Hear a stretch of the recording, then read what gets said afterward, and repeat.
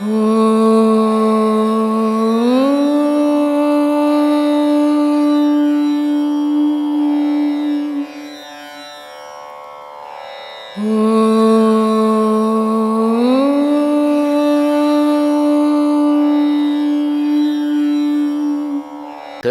சொல்கிறாரு, கடவுள்ன்றது உலகம் ஃபுல்லாக தேடி தேடி செத்து போனவன் எவ்வளோன்னு எண்ணியே சொல்ல முடியாதுப்பா, கோடான கோடி.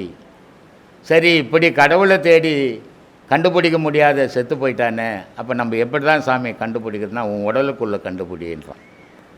அதனால் சொல்கிறான், ஓடி ஓடி உட்கலந்த ஜோதியை, கடவுளுன்ற ஜோதியை தேடி தேடி செத்து போனவன் எண்ண முடியாதான். அதனால் சொல்கிறாரு, ஓடி ஓடி உட்கலந்த ஜோதியை நாடி நாடி நாட்களும் கழிந்து போய் வாடி வாடி வாடி போன மாந்தர்கள் கோடி கோடி எண்ணிருந்த கோடியோ. தேடி கண்டுபிடிக்க முடியாமல் செத்தவன் யாராலம்பா அந்த பேரொலியை. அப்போ அந்த பேரொலி எங்கே தான்ப்பா இருக்குதுன்னா உனக்குள்ளவே இருக்குது. அதனால் சொல்கிறார், உருதரித்த நாடியில் ஒடுங்குகின்ற வாய்வினை கருத்தினால் இருத்தியே கபாலம் ஏற்றவல்லாரில் விருத்தரும் பலராவார் மேனியும் சிவந்தடும் அருந்தரித்த பாதம் அம்மை பாதம். சத்தியமான விஷயம்பா, நீ இருக்கிறிய உனக்குள்ளே கடவுள் இருக்குதப்பா. நீ உலகம்பெல்லாம் போய் தேடிங்கிறிய உனக்குள்ளே தேடி பாரும்பான்னு. அதனால் சொல்கிறான், நட்ட கல்லை சுற்றியே 4 புஷ்பம் சாத்தியே சுற்றி வந்து முணுமுணுக்கும் மந்திரம் ஏதடா. நட்ட கல்லும் பேசுமோ நாதன் உள்ளுர்கள். கடவுளும் உனக்குள்ளே இருக்கிறானடா, நீ நட்டு வச்சுக்கிற கல்லடா பேச போகுது, ஏண்டா புரிஞ்சிக்காமல் இருக்கிறேன்றோம். இப்படி தனக்குள்ளவே இறைவனை தேடணும். நமக்கு அது புரியல.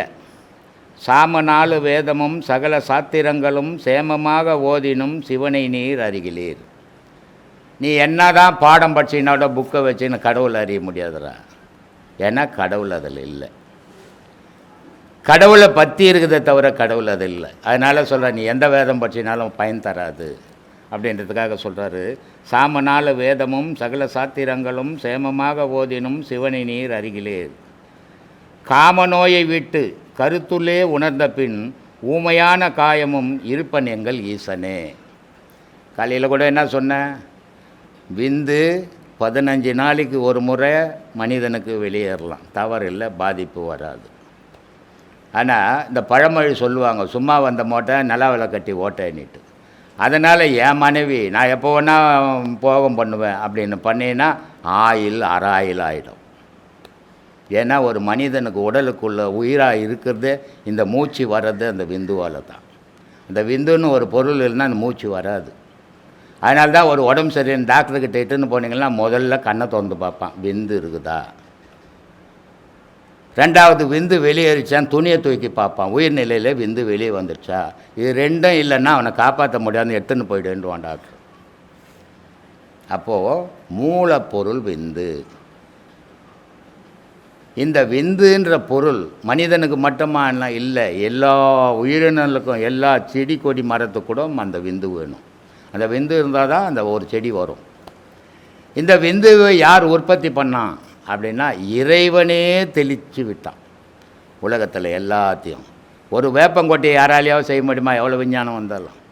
ஒரு புளியங்கொட்டையை யாராலையாவது எந்த விஞ்ஞானமாக செய்ய முடியுமா? மரபணு மாற்றம் பண்ணிட்டு விந்துவை ஒரு பொருளில் இருந்து எடுத்து வேறு 2யும் சேர்த்து இன்னொரு பொருளை செய்கிறான். ஆனால் இன்னொரு பொருள் இல்லாமல் அந்த விந்துவை மட்டும் எடுத்து செய்ய முடியாது. அப்போ 2 பொருள் தேவைப்படுது. அது அந்த 2 பொருள் தான் ஆணு பெண்ணுன்ற பொருள். இந்த 2 இல்லைன்னா உலகம்னு ஒன்று இல்லை, கடவுள்னு ஒன்று இல்லை. மனிதன் ஒருத்தன் இல்லைன்னா உலகத்தில் கடவுள்னு ஒன்று இருக்காது. யார் சொல்லுவான் அந்த கடவுள்னு? மனிதன் தானே சொல்லிக்கின்னுக்கிறான். கடவுள் எங்கேயாவது ரோடோட வந்து நான் தான் கடவுள்னு சொல்லியிருக்குது. இது ஏன் மனிதன் சொல்லிங்கிறான், மற்ற ஜீவராசி ஏன் சொல்ல? கடவுளே உனக்குள்ளே தாண்டாக்குது, கடவுள் தாண்டா உங்கள்கிட்ட பேசினுக்குது. அது புரிஞ்சிக்காமல் நடந்துக்கின்னு இருக்கிறீங்க. அதனால் எந்த வேதங்களை படித்தாலும் சரி, அதனால் அது படிக்கிறதுக்கும் பொழுதுபோக்குறதுக்கும் அதை பற்றி தெரிஞ்சுக்கிறதுக்கு உதவுமே தவிர கடவுளை அடைய உதவாது. கடவுளை அடையணுன்னா உன் மனம் கை கொள்ளணும். அதை உன் மனத்துக்குள்ளே ஒரு வைராக்கியம் வரணும். அப்போ தான் அந்த கடவுளுன்ற பாதையை பயணம் பண்ண முடியும். மனுஷன் யாரை கேட்டாங்க காலையில், பாவம் பண்ணுறமே அது எப்படி ஒழிக்கிறது அப்படின்னு. பாவம் பண்ணுறதை எப்படி ஒழிக்குது? பாவம் எதுலேருந்து உருவாகுது? ஒரு பிடி சோறு போடுற ஒருத்தருக்கு பாவம் வருமானா வராது. ஆனால் ஒரு துளி விந்து விட்டீங்கன்னா அதில் பாவம் இருக்குது. பாவமும் புண்ணியமும் எதில் இருக்குதுன்னா விந்துவில் தான் இருக்குது. அதனால் தான் சொல்லலாம், மாதா பிதா செய்த பாவம் உன்னை தான் தாக்குதுரா அப்படின்றான். அவங்க என்ன பாவத்தை விலைக்கா கொடுத்தாங்க? இல்லை, அவங்களுடைய விந்துவும் சுரோநிதத்திலும் இருந்த பாவம் இந்த பிள்ளைக்கு வந்தது. அப்போ பாவம்ன்றதே விந்துக்குள்ளே தான் இருக்குது. அப்போ அந்த பாவத்தை அழிக்கணும்னா நீ விந்துவாலேயே அதை அழிக்கணும்.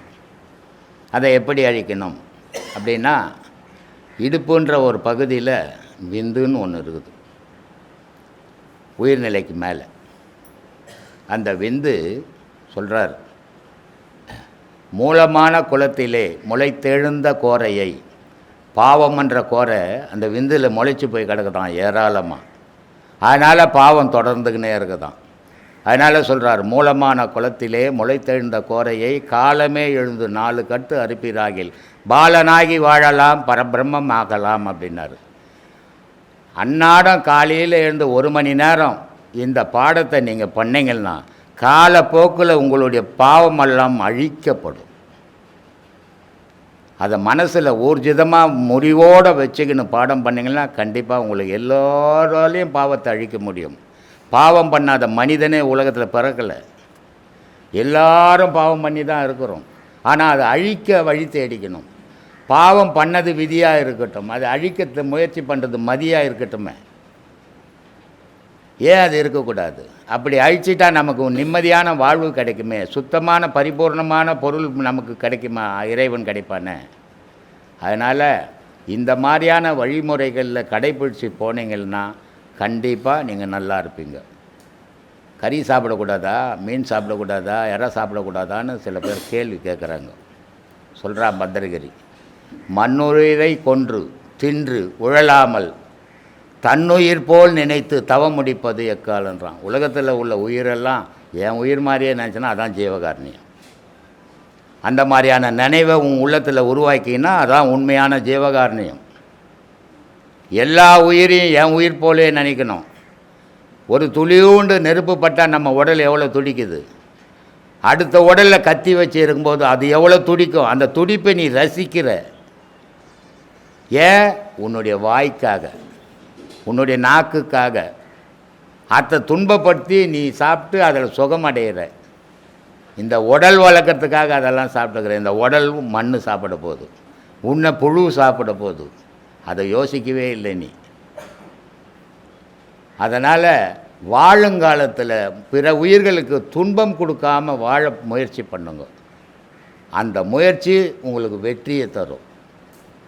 சொல்கிறான், மாடு கன்று செல்வம் மனைவி மைந்தர் மகிழவே மாட மாளிகை புறத்தில் வாழுகின்ற நாளிலே ஓடி வந்து காலதூதர் சடுதியாக மோதவே உடல் கிழன்று உயிர் கழன்ற உண்மை கண்டும் உணர்கிறீர். வீடு கட்டிக்கிறேன், என் பொண்டாட்டி நல்லா இருக்கணும், என் புருஷன் நல்லா இருக்கணும், என் பிள்ளைங்க நல்லா இருக்கணும், நான் நல்லா இருக்கணும், வீடு வாசல்லாம் கட்டியிருக்கிறீங்க. ஆனால் அது தேவை மனிதனுக்கு, அது அத்தியாவசிய பொருள். ஆனால் அதுவே வாழ்வு இல்லை. அதை விட உயர்ந்த வாழ்வு ஒன்று இருக்குது, இறைவனுடைய வாழ்வு. இறைவன் நினைவிலேயே நம்ம வாழணும் அப்படின்றான். அதனால் சொல்கிறான், காதலாகி கசிந்து கண்ணீர் மல்கி ஓதுவார் உய்விப்பதற்கு நாதனாம் நாமம் நமச்சிவாயமேன்னா. இப்போ நமச்சிவாயமேன்மா அது என்னமோ ஒரு மதத்தை சம்மந்தப்பட்டது, ஒரு ஜாதியை சம்மந்தப்பட்டது மாதிரி நினைப்பீங்க. நமச்சிவாயம்னா நம்ம உடல், நாதன்னா கடவுள். இந்த நமச்சிவாயம்ன்ற உடலில் நமச்சிவாயம்னா 5 பொருள்கள், பஞ்சபூதங்கள். நான்னா மண், மான்னா தண்ணி, சீனா நெருப்பு, வான்னா காற்று, யான்னா ஆகாயம். இதான் நமச்சிவாயம். இந்த நமச்சிவாயம் என்ற 5 பஞ்சபூதத்துக்குள்ளே தான் இறைவன் வாழ்ந்துக்கிறான். நாதன் பேர். நாதன்னா ஓசைன்னு அர்த்தம். இப்படிப்பட்ட இறைவனை நமக்குள்ளே வச்சுன்னு உலகம் ஃபுல்லாக சுற்றி தேடின்னு கிடக்கிறோமே, ஏன் நம்ம உணரலை? ஏன் அதை தெரிஞ்சிக்கல? ஏன் தெரிஞ்சவன் சொன்னாலும் எடுக்கலை? ஆசைன்ற மண்மூடி கிடக்குது நம்ம மனம். அதை முதல்ல தூய்மைப்படுத்துங்க, உங்களுக்கு எல்லாமே விளங்கிடும், எல்லா உண்மையும் இப்போ தெரியும்.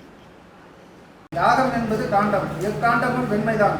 யாகத்தில் கலகம் செய்கின்றவன் யுகத்தில் பிறக்கின்றான். இயானிஷம் யயானிஷம் நீசம் எனப்பட்டதுதான் யுகம். இதுதான் தண்டனை. எவையையும் உணர் யுகத்தில். எவரையும் அழிக்காதே, அழிக்க நினைக்காதே. உள்ளத்தால் உன் அன்பால் யூகி. உன் பிறவி ஒரு பிறவியா என்பதை யூகி. யுகத்தில் திறன்பட்டு கண்ட பலன்கள் எவை என யூகித்துதான் பாரேன் மனிதா. நீ நிம்மதியான நினைப்பது உன் இருப்பிடம். அவ்விருப்பிடம் இருட்டானால் யாரோ பிரகாசிப்பு உண்டு. நிறுத்துப்பா. இதை தானே இப்போ சொன்னேன் நான். இப்போ நீ என்ன படிச்சுன்னுக்கிறியோ அதை தான் சொல்லின்னு இருந்தேன் இவ்வளோ நேரம் இல்லையா? தர்மத்தை பண்ணு. அவன் என்ன சொல்கிறான்? தர்மத்தை பண்ணுற அதாண்டா உனக்கு அழிக்க ஆற்றல் ஆயுதம் அப்படின்றான். அப்போ தர்மத்தை பண்ணு. யார் ஒருத்தனும், நான் ஏற்கனவே கூட சொல்லியிருக்கிறேன், 84,000 கோடி ஜீவராசிகள் உலகத்தில் பிறப்பு இருக்குது. இந்த 84,000 கோடி ஜீவராசிகள்லேயும் அத்தனை ஜீவராசியும் குனிஞ்சு தான் நடக்கும் இல்லையா? மனிதன் ஒருத்தந்தான் நிமிர்ந்து நடக்கிறோம் உலகத்தில். எந்த நாட்டில் எவன் ஒன்றா பிறந்திருக்கட்டும், அவன் ஒருத்தந்தான் நிமிர்ந்து நடக்கிறோம். அது ஏன் மனிதன் மட்டும் நிமிர்ந்து நடக்கிறான், ஜீவராசிகள்லாம் குனிஞ்சு நடக்குது அப்படின்னா, எல்லா ஜீவனங்களையும் இறைவனுடைய இயக்கம் இருக்குது, இறைவன் இல்லை. ஆனால் மனிதனில் இறைவனே இருக்கிறான். அதனால் இவன் யாருக்கும் தலை வணங்காத வாழறான். ஆனால் இறைவனே இவன் உள்ளிருந்தும் இவனுடைய எண்ணத்துக்கு ஏற்ற மாதிரி இறைவன் மாறுபடுறான். நான் கத்தியத்தை போய் குத்தணுன்னா இறைவனும் சரி குத்துன்றான். நான் தர்மத்தை பண்ணணுன்னா இறைவனும் தர்மத்தை பண்ணு, நீ நல்லா வாழ்வேன்றான். அப்போது உன்னுடைய நினைவுக்கு ஏற்ற மாதிரி உன்னுள் இருக்கிற இறைவன் மாறுபடுறான். ஒருத்தன் திருட போகிறான்னா இறைவன் துணை இருக்கிறான். இந்த திருட்டு தப்பு வானா, நான் தர்மத்தை வச்சுங்கிறது தர்மம் பண்ண போனால் அதுக்கும் இறைவன் துணை இருக்கிறான். ஏன்னா உன் எண்ணத்தோடு இணைஞ்சவன் இறைவன், உன் எண்ணத்தோடு இணைஞ்சு வாழறான் இறைவன். நீ தாயினுடைய கர்ப்பத்திலேருந்து வரும்போதே இந்த உலகத்தில் கை மூடி பிறந்த. ஏன் கை மூடி? ஒவ்வொரு குழந்தையும் ஏன் கை மூடி பிறக்குது அப்படின்னா, இந்த உலகம் வானா இறைவனை தேடணும் அப்படின்றதுக்காக அந்த குழந்தை கை மூடி பிறக்குது. ஆனால் இதை பார்க்க போகிறவன் என்ன பண்ணுறான், போகும்போதே அதுக்கு ஆசையை உண்டாக்குறான். ஒரு 100 ரூபாய் வச்சுட்டு, நீ ராஜா குழந்தை, நீ மந்திரி ஆகிடணும், நீ டாக்டர் ஆகிடணும், நீ கலெக்டர் ஆகிடணும், போனவெல்லாம் சொல்லி சொல்லி அது ஆன்னு மூச்சு பார்த்து அந்த ஆசையெல்லாம் வாங்கின்னு அது வந்ததை மறந்துட்டு, அதுக்கு தான் சொன்னான், வந்ததை மறந்து பந்த காலை பிடிச்சிடப்பா அப்படின்னு. வந்த காலை விட்டு பந்த காலை பிடிச்சிட்ட அப்படின்ட்டான். அப்போ அது இந்த மாதிரி சொல்ல சொல்ல அது மெய், வாய், கண், மூக்கு, செவி, இந்த 5 புலனும் அதை பார்த்து பார்த்து பார்த்து பார்த்து அது வந்ததை மறந்து ஆசையில் விழுந்து போச்சு. எதை எழுதி வச்சாலும் யாரும் படிக்க போகிறதில்ல, எதை சொல்லி வச்சாலும் யாரும் கேட்க போகிறதில்ல. அது எந்த வருஷம் எது? இந்த 86லேருந்து இவ்வளோ வருஷம் எவ்வளோ பேர் மாறிக்கணும். ஒருத்தனை மாறல, படித்த நீயே மாறல ஒன்றும். ஏன்னா அதெல்லாம் நல்லா தான் இருக்குது, நடைமுறைக்கு வரலையே, வர முடியலையே. இதுதான் வாழ்க்கை. அவசர உலகம். தன்னை பார்த்து வாழறதில்லை. பக்கத்து வீட்டுக்காரன் வீடு கட்டினுக்கிறான், 3 அடி கட்டிக்கிறேன், நான் மட்டும் கொட்டா வீட்டிலே இருக்கிறேன். எப்படியாவது கடை வாங்கியாவது இதை கட்டின்னு கடை வாங்கிட்டு கடைக்காரங்கிட்ட ஓதப்பட்டுனுக்குறோம். பக்கத்து வீட்டுக்காரன் 3 அடி கட்டிக்கிறான், 2 பஸ் இருக்குது, 2 கார் இருக்குது, அவனை பற்றியே பேசிக்கிறோம், நம்மளை பற்றி பேசுறதில்லை. நமக்கு என்ன இருக்குதுன்ட்டு. ஏன்னா அடுத்தவனை பார்த்து வாழும்போது அவன் ஆசையில் அலைவான். தன்னை பார்த்து வாழும்போது ஆசை அடங்கிடும். ஆசை அடங்கடங்க ஆனந்தம் பெருகும். இதுதான் வாழ்க்கை. இதை எதை எழுதி யார் 1330 திருக்குறளில் வள்ளுவர் ஏதாவது இனிமேல் உலகத்தில் ஒருத்தன் எழுத போகிறாங்க. எல்லாரும் படிக்கிறான். யாராவது குரல் படி ஒவ்வொரு மந்திரியும் படிச்சுக்கிந்தாங்கிறான். ஆனால் செய்யறதெல்லாம் அநியாயம். அதனால் எழுதிக்கிறதெல்லாம் வாழ்க்கைக்கு உதவாது. உள்ளே நிற்கணும், அதுதான் உதவும். ஏன்பா மனம் இல்லாத நிலை வரணும்னா நீ உலகத்தில் செயல் புரியவே முடியாது. மனம் இருந்தால் தான் உலகம், மனம் இல்லைன்னா உலகம் இல்லை. அடங்கினாதான் ஆன்மாவை அறிவ. மனம் இல்லாத நிலைன்னா போனோம். மனுஷன் 6 அறிவுன்னு சொல்லி ஏமாத்தின்னுக்குறோம் நம்ம. ஆனால் உண்மையில் 6 அறிவு இல்லை, நமக்கு 3 அறிவு தான். அது என்னென்ன அறிவு? தாயினுடைய கர்ப்பத்திலேருந்து தன்னுடைய பலத்தால் ஒச்சுக்கின்னு வந்து பூமியில் விழுந்துட்டோம். இதுக்கு பேர் சக்தியாய் பிறந்தோம். குழந்தையாக வளர்கிறோம். எந்து உந்து எங்கம்மா உங்கள் அம்மாலாம் இப்போ தெரியல. ஜீவனாய் வளர்ந்தோம். மனம் வந்துச்சு. எந்து உந்து ஏன் சொத்து உன் சொத்துன்னு மனமாக வாழ்ந்துட்டோம். மனம் போனவுடனே பிணமாக தூக்கின்னு போயிடுறோம். அப்போது சக்தியாய் பிறந்தான், ஜீவனாய் வளர்ந்தான், மனமாய் வாழ்ந்தான், பிணமாய் போயிட்டான். இப்போ 3 அறிவில் தான் வாழ்க்கை நடந்தது. 6 அறிவு மனுஷன் இருக்கிறான். ஆனால் எல்லாருக்கும் 6 அறிவு கிடையாது. இந்த கல்பனா சாவ்லான்னு ஒரு பொம்பளை ஒன்று இதுக்கு போச்சு தெரியுமா? இப்போ வீட்டில் சரியாக கட்டை வச்சு அடுப்பேரி கூட தெரியாது, சோறாக்கி போட சொன்னால் அது வெந்து வேவாது போடுறாங்க பொம்பளைங்க. ஆனால் என்ன சொல்கிறாங்க, எங்கள் ஆள் நாங்கள் பார்த்தியா இதுக்கே போயிட்டோன்றாங்க. யாரோ ஒருத்தி இப்போ வந்து வீட்டில் இருக்கிற பொம்பளை சோறாக்கு தெரியாது பொம்பளை சொல்லிங்கிறான். அந்த மாதிரி நம்மளாம் 6 அறிவு ஏமாற்றின்னுக்குறோம். உண்மையில் 6 அறிவு இல்லை, நமக்கு 3 அறிவு தான். அப்போ 6 அறிவுன்னா என்ன? மூலாதாரம், சுதிஷ்டானம், அநாகதம், விசுத்தி, ஆக்ஞை, சகசிராமம். இந்த 6லையும் உன்னுடைய ஜீவன் பயணம் பண்ணணும். அவன் தான் 6 அறிவு படிச்சுவேன். நமக்குள்ளே அடங்கி வாழ்வோம். எது கடவுள்னு தேட ஆரம்பிப்போம். இப்போ உலகத்தை தேடிங்கிறோம், அப்போ கடவுளை தேடுவோம். நம்மக்கிட்ட ஒரு 5 லட்சம் ரூபாய் இருந்தால் எங்கெங்கே பிளாட்டு சீப்பாக போட்டுக்கிறான், எங்கெங்கே போய் வாங்கலாம், இதை தான் பண்ணின்னுக்குறோம். ஆனால் உள்ளே தேட ஆரம்பிச்சுட்டுனா அந்த பிளாட் ஞாபகம்லாம் வராது, கடவுள் ஞாபகம் மட்டும் வரும். இவர் வந்து காஞ்சிபுரத்துலேருந்து வர்றார். இவருக்கு சொந்த ஜவுளி கிடக்குது, சொந்த தறி இருக்குது, நல்லா வசதியாக இருக்கிறாரு. ஏதோ அவருக்கு குறுக்கு எண்ணம் வந்துடுச்சு, நம்மளும் கடவுளை தேடலான்னு. பொழப்பை தேட வேண்டியது தானே, கடவுளை தேடலான்னு வந்துட்டார். ஆனால் கடவுள் நெருங்குறான், இவரால் தாங்க முடியல. இப்போ என்ன சொல்கிறாரு, எனக்கு இது வேணா, என் பொழப்பாக்கணும் நான்ன்றாரு. என்ன பண்ணலாம் சொல்லுங்கள்? கடவுள் நெருங்கிட்டான்பா, உலக விஷயம் ஞாபகம் வரமாட்டேங்குது அவருக்கு. கடவுள் விஷயம் தான் ஞாபகம் வருது. அவர் என்ன சொல்கிறார், நான் இதெல்லாம் வச்சுக்கிறேன், நான் எப்படி விட்டுட்டு போகிறதுன்றாரு. நான் சொன்னேன், இது எல்லாத்தையுமே விட்டுடு, கடவுள் விஷயமே வானா, உனக்கு வியாபாரத்தை பார் அப்படின்னு. ஏன்னா கடவுள் நெருங்கினான்னா மனுஷன் மனநிலையில் மனசு இருக்காது. மனசு இல்லைன்னா பொண்டாட்டி தெரியாது, உன் சொத்து தெரியாது, உன் சுகம் தெரியாது, நீ பாடு மனம் போன போக்கில் போயின்னே இருப்ப. 2 விஷயந்தான். மனம் இருந்தால் உலகம் தெரியும், மனம் இல்லைன்னா கடவுள் தெரியும், அவ்வளோதான். இதுதான் ஞானம், வேறு ஒன்றுமே பெரிய அதிசயம் கிடையாது. கடவுளை எப்போ பார்ப்பான் மனுஷனா? எப்போ மனம் இல்லையோ அப்போ பார்ப்பான் கடவுளை. எப்போ கடவுள் மறையிறானோ அப்போ மனம் வந்துடும். மனம் வரும்போது உலகம் தெரியும். இவ்வளோ தான் ஞானம். அஞ்ஞானம்னா என்ன? இது 2 விஷயம். 2 விஷயத்துக்காக தான் இவ்வளோ 1000 ஞானிகள் இவ்வளோ பேசுனாங்க. நானும் ஏதோ 13 வருஷமாக பேசிக்கிறேன். இது 2 தான் அதில் இருக்கிற விஷயம்.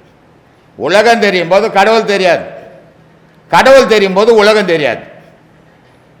கடவுள் தெரியும் போது மனம் இருக்காது, மனம் இருக்கும்போது உலகம் இருக்காது. இப்படி தான், இதுதான் வித்தியாசம். மனம் இயங்காமல் இருக்கிறதுக்கு நமக்கு பிடிச்ச ஒரு மந்திரத்தை வந்து அதிவேகமாக சொல்லிக்கிட்டே இருக்கக்கூடிய பட்சத்தில் வந்து அந்த மனம் அது அடங்கும். மந்திரம் என்ன அர்த்தம் கொஞ்சம் சொல்லுங்கள். நமக்கு பிடிச்ச இல்லை எந்த மந்திரமாக சொல்லுங்கள். மந்திரம் என்ன அர்த்தம் அதுக்கு சொல்லுங்கள்.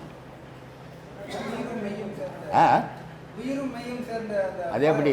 உயிரும் மெய்யும் சேர்ந்த உயிரெழுத்து மெய்யெழுத்து. மந்திரம்னு எப்படி வரும் சொல்லுங்கள், மாக்கு வழி சொல்லுங்கள். சும்மா இந்த மாதிரி கதையெல்லாம் தெரியாது பேசக்கூடாது. மந்திரம்னா மனம் வந்து எந்திரமயமாக தொடர்ச்சி ஆகி போச்சுன்னு அர்த்தம். அதான் மந்திரம். மனம் வந்து எந்திரமயமாய் தொடர்ச்சியாக சொல்லிக்கினே இருக்குது, அதுக்கு பேர் மந்திரம். அதை தொடர்ச்சியாக சொல்லும் போது அடுத்தது மாதிரி ஞாபகம் இல்லை அதுக்கு. ஆனால் எவ்வளோ நேரம் சொல்லுவேன்? அவ்வளோதான் முடியும். கந்தசஷ்டியில் பாலன் தேவராயன் என்றவர் சொல்லியிருப்பார், ஒரு நாளைக்கு 36 குளிச்சுட்டு 36 தடவை சொல்லிட்டானு. 15 நிமிஷம் ஒரு ட்ரிப்பு சொல்கிறதுக்கு 36 15 எவ்வளோ ஆச்சு? 4.5 மணி நேரம் ஆகும். 4.5 மணி நேரம் ஆனின்னா சூத்தில் ஒரு ரத்தமாக ஊற்ற சூடேறி போய் சொல்ல முடியுமா அவனால்? சும்மா இதெல்லாம் வாயில் பேசுகிற விஷயம் இல்லை சாமி, ரொம்ப கடினம். அதனால் தொடர்ச்சியெல்லாம் உன்னால் சொல்ல முடியாது. நீ சொல்லான்னு இப்போ வீட்டுக்கு போனீங்கன்னா பொண்டாட்டி வந்தால் ஆள் வந்துக்கிறார், வா வெளியே என்னவாங்க. சாத்தியம் இல்லாத விஷயம். வாயில் பேசுறது வேறு, நடைமுறையில் நடந்துக்கிறது வேறு. இங்கே நான் சொல்கிறது நடைமுறையில் நடக்கிறத சொல்கிறேன், உங்கள் கற்பனைக்கே சொல்ல நான். அதனால் கற்பனையெல்லாம் பண்ணாதுங்க, தொடர்ச்சியெல்லாம் சொல்ல முடியாது. ஐயர் காலையிலேருந்து சாயந்தரம் வரைக்கும் மந்திரம் சொல்கிறாரு, பொச்சுக்குன்னு செத்து போகிறாரு ஹார்ட் அட்டாக் வந்து. ஏன் செத்து பண்ணார்? அவர் காத்தாலேருந்து ராத்திரி வரைக்கும். நீ என்னால் கொஞ்ச நேரம் சொல்ல போகிற, அவர் காலையிலேருந்து ராத்திரி வரைக்கும் சொன்னார் இல்லையா? அது எல்லா மதத்தினருக்கும் சொல்கிறேன், இந்து மதத்தில் இல்லை, எல்லா மதத்தினரும் அந்த கதி தான். அதனால் அதெல்லாம் செல்லுபடி ஆகாது. அதெல்லாம் எப்போ நீ வாய் திறந்து மந்திரம் சொல்கிறியோ உன்னுடைய ஆவி வெளியே போய்கினே தான் இருக்கும். எப்போ உன்னுடைய ஆவி உள்ளே நிற்குதோ அப்போ தான் மனமழியும் ஞானம் பெருகும். ஆவி வெளியே போகிற வரைக்கும் 4 பேருக்கு தெரியறதுக்கு ஒன்றா உதவுமே தவிர உனக்கு உதவாது அது. அமைதி எங்கன்னு சொல்கிறியா சொல்லியான்னு யாருக்கு தெரியும்? சொல்லு. அதனால் இந்த மாதிரி கற்பனை எல்லாம் பண்ணாதீங்க. நல்லா இருக்கிறேன், அவன் என்ன மதிக்கணும், நான் ஏன் நல்லது செய்யணும், நான் சம்பாதிச்சேன், அது எனக்கு ஓணும், என் பிள்ளை உன் பிள்ளையாடாது. அப்பா நீ பெற்று வச்சுக்கிறிய, அது உன் பிள்ளையே இல்லை, ஆனால் நீ உன் பிள்ளை நினச்சின்னுக்கிற. ஒரு வீடு கட்டுவோம், 4 ரூம் கட்டுவோம், அதில் வீடு என்னமோ உந்து தான், ஆனால் அதை கொடுத்தனுங்கிறவன் நீ பெற்ற பிள்ளையாகிறான். எவனோ ஒருத்தன் கொடுத்தனுங்கிறான். கொடுத்தனுங்கிறவன் என்ன சொல்லுவான், எங்கப்பா அட்ரஸ் என்ன, அந்த வீட்டாங்க என் வீட்டு தாங்க தண்ணுவான். ஆனால் வீட்டுக்கு ஹவுஸ் ஓனர் வேற ஆள். ஹவுஸ் ஓனர் என்ன சொல்லுவார், இதாங்க என் வீடுன்னுவார். ஆனால் கொடுத்தனுங்கிறவன் வேற ஆள். அது மாதிரி நீ செய்த உடல் தான் உந்து, உள்ளகரும் வேற ஆள். சொரக்கா விதை போட்டால் என்ன பண்ணும், நீட்டு சொரக்கா விதை போட்டால் நீட்டு சொரக்கா வரும், குண்டு சொரக்கா விதை போட்டால் குண்டு சொரக்கா வரும். ஆனால் மனுஷன் நீ பெற்ற புள்ள உன்ன மாதிரி இல்லையே. யோசித்தியா ஒரு நாள்னா என்னடா என் புள்ளன்ற, என் குணம் தான் இருக்கணும், என் செயல் தான் இருக்கணும், நான் பண்ணுறது நினைக்கிறது தான் நினைக்கணும் நினச்சியா? ஓ போயா போயா வேலையை பாரியா எனக்கு தெரியான்றான். அப்போவே யோசிச்சு போனால் இது நம்ம பிள்ளை இல்லைன்ட்டு. ஆனால் நீ அந்த ஊட்ட வச்சுக்க, நீ என் புள்ள என் புள்ள என் புள்ள, உன் புள்ள ஒன்று ஒதிப்பானா? கல்லை தூக்கி போட்டு கொள்றான் என் பெத்த தகப்பனை. அப்போ புள்ளக்காரன் புள்ள செய்வானா? காரணம் அவன் மூர்க்கம் உள்ள மூட்டு உள்ள உட்காந்துங்கிருவேன். இதுக்கு அடிப்படை எது அப்படின்னா, முன் பிரிவில் செய்த துன்பத்துக்கு ஏற்ற மாதிரி, பாவத்துக்கு ஏற்ற மாதிரி இந்த பிரிவில் நம்ம அனுபவிக்கிறோம். இது தெரிஞ்சுக்கிறது இல்லை. ஆனால் இந்த பிரிவில் செய்துங்கிற பாவம் பண்ணுறான் பாரு, அவனை மட்டும் நம்ம பார்க்குறோம். அவன் இவ்வளோ பாவம் பண்ணுறான், அவன் நல்லா, போன பிரிவில் அவன் நல்லது செய்தான், நம்ம தீமையை செய்தோம். அதனால் இந்த பிரிவில் நம்ம கஷ்டப்படுறோம், அவன் நல்லாகிறான். இப்போ அவன் நல்லாகிறவன் என்ன பண்ணணும், இந்த பிரிவில் நல்லாகிறோம், இதை விட நன்மை செய்யணும், இன்னும் அடுத்த பிரிவில் நல்லா இருக்கலாம் அப்படின்னு அவன் நினைக்கணும். ஆனால் அதை நினைக்கிறது அவனுக்கு கர்வம் வந்து நின்று போகுது. அதனால் அடுத்த பிரிவில் அவன் இருந்ததை விட மோசமாக போவான். நீ இப்போ துன்பப்பட்டு பட்டு பட்டு உன்னை சீர்படுத்திக்கினா அடுத்த பிரிவில் சுத்த பிரிவாக நீ நிம்மதியான வாழ்க்கை வாழ்வ. அதனால தான் இந்த பாதையெல்லாம் மகான்கள் நமக்கு வகுத்து கொடுத்துக்கிறாங்க. நம்ம அது தெரியாத தடுமாறிங்கன்றா என்ன பண்ண முடியும்? அதனால் இந்த பிறப்புக்கு காரணம் கிரகங்கள்னா உனக்குள்ள இருக்கிற 9 நவதுவாரம் தான் கிரகங்கள். இதுக்கும் மேலே இருக்கிற கிரகத்துக்கும் நெருங்கிய தொடர்பு உண்டு. அதுக்கு நீ பிறந்த நேரமும் அதுக்கு தொடர்பு உண்டு. அதுக்கு ஏற்ற மாதிரி தான் உன் வாழ்க்கை. எவ்வளோ முயற்சி பண்ணுவான், நல்ல அறிவாளியாக இருப்பான், எல்லா முயற்சி பண்ணுவான், தோல்வி அடைஞ்சிக்கினே வருவான், ஒன்றுத்துக்கும் உதவ மாட்டான், எதை தொட்டாலும் தங்கமாக மாறிப்பின்னுக்கும். காரணம் அவனுடைய நல்ல நேரம், அவனுடைய பிறந்த டைம். அது இவன் எவ்வளோ திறமைசாலியாக இருந்தாலும் முட்டாளாக போயிடுவான். இதுதான் காரணம். பிறப்பு தான் நம்ம காரணமே தவிர இங்கே கடவுளுக்கே வேலை கிடையாது. ஆனால் நம்ம என்ன சொல்கிறோம், விதிங்க என்னை இப்படி பண்ணி வச்சுக்கன்றோம். இல்லை கடவுள் நான் எவ்வளோ கும்பிட்றேன், கடவுள் என்னை இப்படி பாருங்க பண்ணிட்டான் அப்படின்றோம். கடவுளுக்கும் இதுக்கும் சம்மந்தமே கிடையாது. அதை புரிஞ்சிக்கினா தெரியும், புரியலன்னா தெரியாது. கடவுளை திட்டிக்கினே தெரிய வேண்டியது தான் நம்ம வேலை. அதுக்கு தான் சொன்னான், 8 திக்கும் 16 கோணமும் எங்கும் ஒன்றாய் முட்டி ததும்பி முளை தோங்கும் சோதியை மூடரெல்லாம் கட்டி உருட்டி தம் அக்கத்தில் வைத்தார் கருத்தில் வையார்னா. கடவுள்ன்ற பொருள் அது இல்லாத இடத்துல நீ இருக்க மாட்டேடா, எல்லா இடத்துலையுங்குது. உன் இருட்டில் வாழ்தால தெரியலடா, உனக்கு வெளிச்சத்துக்கு வா, அது வெளிச்சமாக தான் இருக்குது, அது அறியாமல் இருக்கிற. ஆனால் அதை மனசில் வைடான்னா நீ அக்கில் வச்சு சுற்றிங்கிற கடவுள் விஷயத்தை அப்படின்னா. 95% கடவுள் விஷயத்தை கேட்கறதோட சரி அவன் அக்கில் வச்சுன்னு சுற்றிங்கிறான், மனசில் வைக்கிறான். யாரோ 2 பேர் தான் மனசில் வச்சுன்னு சுற்றுருவேன். இப்போ இங்கே இருக்கிற அத்தனை பேரும் மனசில் வச்சு சுத்த மாட்டீங்க. இங்கே கேட்குற வரைக்கும் கேட்பீங்க, வெளியே போகும்போது நீங்கள் பழையபடி போயிடுவீங்க. இதுதான் இயற்கை. அதனால் மாறணும். மாறுபட்டால் தான் வாழ்க்கை சுபிட்சமாக மாறும். எல்லா இடத்துலையும் சிவனுக்கு அன்னாபிஷேகம் நடக்குது, ஆனால் அதை நீங்கள் செய்யலை, அதனால் உங்களுக்கு பழம் வாங்கி கொடுத்தது அப்படின்றாங்க. இப்போ கடவுளுக்கு அன்னாபிஷேகம் பண்ண முடியுமா? கொஞ்சம் யோசித்து சொல்லுங்கள். கடவுளை யாராலையோ தொட முடியுமா? அப்போ நம்ம தொடுறது எந்த பொருள்? சிலை இல்லை. இப்போ அன்னாபிஷேகம்ன்றது அதுக்கு தான் பண்ணுறோம், அதை மூடிடுறோம். அப்போ உள்ளே என்ன ஆகுது, சாப்பாடு போட்டு மூடின உடனே திணறுவார் அதை போட்டோமா. அன்னாபிஷேகத்தில் அந்த கடவுளுன்ற சிலையை அன்னத்தால் மூடிடுறோம் இல்லையா? அப்போ அந்த அன்னத்தால் மூடின பிறகு அந்த அன்னத்துக்குள்ளே என்ன இருக்குது? கடவுள் இருக்குது இல்லையா? அன்னமய கோஷம் இந்த உடலுக்கு பேர். இந்த உடலுக்குள்ளே தான் சிவம் இருக்கிறாரு, அதை தேடுப்போ. இதுக்கு அடையாளம் தான் அங்கே செய்து காட்டுறது. அது வந்து செயல் புரியாதவங்களுக்கு செய்து காட்டுறது, புரிஞ்சவங்களுக்கு அன்னத்தால் செய்யப்பட்ட உடல், இதுக்குள்ளே சிவம் இருக்கிறாரு, இதை தேடுன்றது தான் அது அடையாளம், இது நிஜம். சொல்லுங்கப்பா.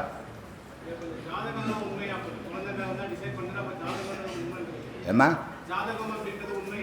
அவர் அதாங்க நான் ஏற்றது இல்லைப்பா.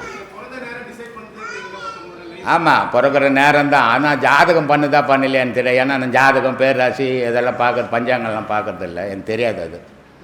அது தெரிஞ்சவங்கள கேட்டீங்கன்னா சொல்லுவாங்க. இப்போ முதல்ல பாடம் பண்ணிட்டு இருக்கிறோம் சாமி. எண்ணங்கள் நல்லா இருக்குது, நல்ல எண்ணங்களாக இருக்குது. அதை நினச்சிக்க நமக்கும் டைம் போகிறது தெரிய மாட்டேது. நல்லா இருக்குது. அரை மணி நேரம் ஆச்சு, 1 மணி நேரம் ஆச்சு, எண்ணம் வந்துட்டு இருக்குது. 1 மணி நேரம், 1.5 மணி நேரம், 2 மணி நேரம் தாட்டம் எழுது. இந்த எண்ணம் எங்கே தூரத்தில் இருக்கிற மாதிரி இருக்குது சாமி. அதை நினச்சி பார்த்தாலும் பிடிக்க மாட்டேங்குது, அந்த எண்ணத்தை பிடிக்க மாட்டேங்குது. அப்படி கடைசியில் என்னன்னு பார்த்தோம்னா மறுபடிக்கும் 1-2 எண்ணங்கள் தான் தெரியுது. அப்புறம் பாட்டில் நம்ம பாட்டில் இருக்கிறோம். திடீர்னு பார்த்தோம்னா மறுபடியும் ஏதோ எண்ணம் வந்துடுது. அப்போ நான் இந்த 4 மணி நேரம் 5 மணி நேரம் கொடுக்குறீங்களா பாடம், இது வந்து மனம் அடங்குறதுக்கா இல்லை அனுபவங்கள் வர்றதுக்கா? பாடம் எதுக்கு? நல்ல கேள்வி இது. பாடம் எதுக்காக சாமி பண்ணுறோம்? சாமி ஒரு விஷயம், இந்த நல்ல கேள்வின்னு சொன்ன பாருங்க, இதை கேட்கறதுக்காக தான் நான் ரொம்ப நாளாக பாடுபட்டு உங்கள் வாயிலேருந்து இந்த நல்ல கேள்வின்னு சொன்னதுக்காக இவ்வளோ நாள் பாடுபட்டேன். நல்ல கேள்வி. பாடம் எதுக்காக பண்ணுறோம்? எதுவுமே தெரியாமல் கொஞ்சம் காலம் வாழ்ந்துட்டேன். ஐயாவோட ஸ்பீச்செல்லாம் கேட்டுட்டு இப்போ நல்லது கெட்டதெல்லாம் புரிஞ்சுதுன்னு அவர் சொல்லி கொடுக்கக்கூடிய கலையை கற்றுக்கலான்னு வந்துட்டேன். இப்போ பாடம் பண்ணிகிட்ருக்கேன். பாடம் பண்ணால் என்ன ஆகும்? நல்லா பாடம் பண்ண பண்ண பண்ண நமக்கு அனுபவங்கள் வரும். நல்ல அனுபவங்கள் வர வர வர வர தான் என்னோட மனமானது அடங்கும். என்னோட மனம் அடங்க அடங்க மட்டும்தான் என்னோட செயல் சீராக இருக்கும்.